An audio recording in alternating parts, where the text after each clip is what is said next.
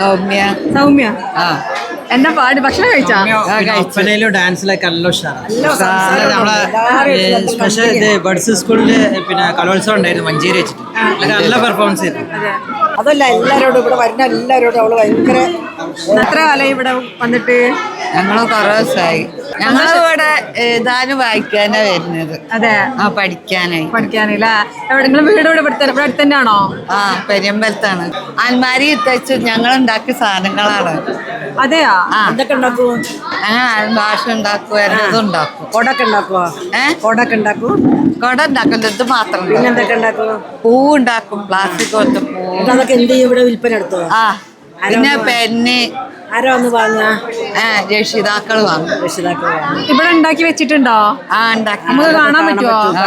ഒന്ന് പോയി നോക്കിയാലോ? അതൊക്കെ ഞങ്ങൾ ഉണ്ടാക്കിയതാണ്, ഇവിടുന്ന് ഉണ്ടാക്കിയതാണ്. ലിക്വിഡ് പലതുണ്ടല്ലോ അല്ലേ? മേലക്കണോ അതാ എഴുതിയിട്ടുണ്ടല്ലോ വിദ്യാർത്ഥികൾക്ക്.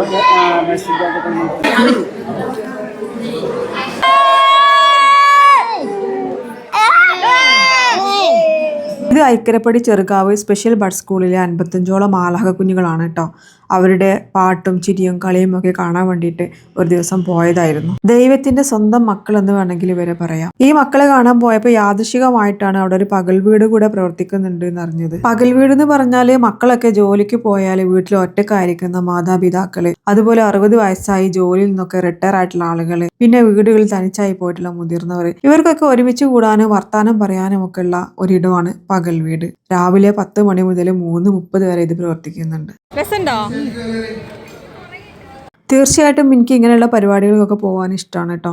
കാരണം അറിയാത്ത കുറേ ആളുകളെ പരിചയപ്പെടാനും സൗഹൃദം പുതുക്കാനും ഒക്കെ ഇങ്ങനെയുള്ള വേദികളിൽ സാധിക്കാറുണ്ട്. സ്നേഹത്തോടെ പരിപാടിയിലേക്ക് ക്ഷണിച്ച അബ്ബാസ്ക, അതുപോലെ ഒരുപാട് സൗഹൃദങ്ങൾ കുറേ കാലത്തിന് ശേഷമാണ് പലരെയും കാണുന്നത് കേട്ടോ.